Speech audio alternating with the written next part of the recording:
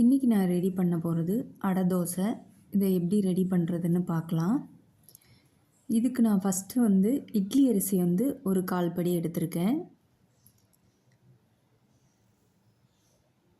பாசிப்பருப்பு 1/2 கப்பு, அப்புறம் கடலைப்பருப்பு 1/2 கப்பு போட்டிருக்கேன். உளுந்தம்பருப்பு 1/2 கப்பு,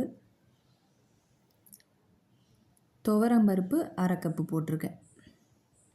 இப்போ நம்ம 1/4 படி அரிசிக்கு இவ்வளவு நான் சேர்த்துருக்கேன். நான் எப்படி செய்கிறேனோ அது மாதிரி தான் நான் உங்களுக்கு சொல்லியிருக்கேன். இதெல்லாம் சேர்த்து நம்ம ஒரு 2 மணி நேரம் ஊற வச்சா போதும். இப்போ இதுக்கு தேவையான மிளகா வர மிளகா காம்பெல்லாம் எடுத்துகிட்டு ஒரு 20, 25 எடுத்திருக்கேன். ஏன்னா இது உங்களுக்கு காரத்துக்கு ஏற்றாப்புல பார்த்துக்கோங்க. இதையும் தண்ணியில் ஊற வைக்கிறேன். இப்போ நமக்கு அரிசியும் பருப்பும் எவ்வளோ நேரம் ஊறுதோ அதே நேரம் தான் நம்ம மிளகாயும் ஊறப்போகுது.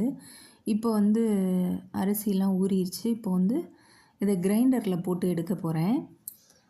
இப்போ ஃபஸ்ட்டு நம்ம கிரைண்டரில் போடையில் ஃபஸ்ட்டு வரமிளகாயை நம்ம போட்டுறணும். ஊற வச்சுருக்கோம்ல அந்த மிளகாயை போட்டுறணும்.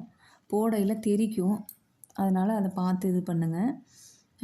அது போட்டுட்டு கொஞ்சம் நல்லா நைஸாக அரைஞ்சதுக்கப்புறம் இப்போ அந்த அரிசி பருப்பெல்லாம் சேர்த்து போட போகிறோம். கொஞ்சம் கொஞ்சமாக போட்டு தண்ணி ஊற்றிக்கங்க. தண்ணி ஊற்றிட்டு நல்லா வலிச்சு விட்ருங்க. வலிச்சு விட்டுட்டு இப்போ நம்ம இதுக்கு தேவையான அளவு 1 ஸ்பூன் சோம்பு போட போகிறேன். அரைச்சிக்கிட்டு இருக்கையிலே நம்ம லாஸ்ட்டாக 1 ஸ்பூன் சோம்பு போட போகிறேன்.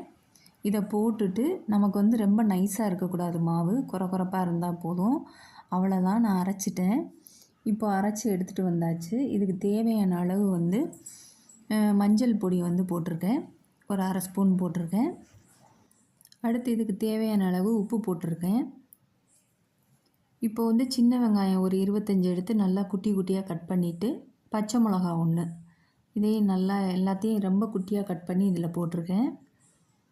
பச்சை கருவேப்பிலை குட்டி குட்டியாக கட் பண்ணி போட்டிருக்கேன்.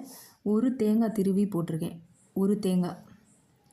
இது எல்லாத்தையும் நல்லா கலக்கி விட்ருங்க, ஈவனாக இருக்கணும். இப்போ நான் 1 ஸ்பூன் ஜீனி போட்டிருக்கேன். இது வேணும்னா நீங்கள் போட்டுக்கோங்க, இல்லாட்டி வேண்டாம். இப்போ இதை தோசை சுட போகிறோம். தோசைக்கல் சூடானோன்னா நமக்கு எவ்வளோ வேணுமோ அந்த அளவு மாவு எடுத்து சுட்டுக்கோங்க. ஆனால் இது கொஞ்சம் தடிமனாக தான் இருக்கும் தோசை. இப்போ இதுக்கு ஆயில் கொஞ்சம் ஜாஸ்தியாக ஊற்றுற மாதிரி இருக்கும். ஏன்னா அப்போ தான் எடுக்க வரும்.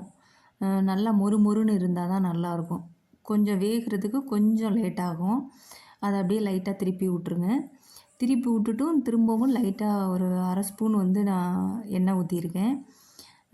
இப்போ அவ்வளோதான், நம்மளோட அடை தோசை ரெடி ஆயிடுச்சு. இது நான் எப்படி பண்ணுறேனோ அது மாதிரி பண்ணியிருக்கேன். இது உங்களுக்கு பிடிச்சிருக்குன்னு நினைக்கிறேன். நீங்களும் ட்ரை பண்ணி பாருங்கள், நல்லாயிருக்கும். நீங்கள் இந்த பருப்புகள்லாம் சேர்க்காமல் இருந்திருந்தீங்கன்னா இதில் ஏதாவது ஒரு பருப்பு சேர்க்காமல் இருந்திருப்பீங்க. இதெல்லாம் சேர்த்து ஒரு தடவை பண்ணி பாருங்கள், நல்லாயிருக்கும். இதுக்கு தொட்டுக்கிறதுக்கு தேங்காய் சட்னி நல்லாயிருக்கும், இல்லாட்டி அவியல் நல்லாயிருக்கும். நான் தேங்காய் சட்னி தான் வச்சுருந்தேன். உங்களுக்கு பிடிச்சிருக்குன்னு நம்புகிறேன். லைக் பண்ணுங்கள், ஷேர் பண்ணுங்கள், சப்ஸ்கிரைப் பண்ணுங்கள்.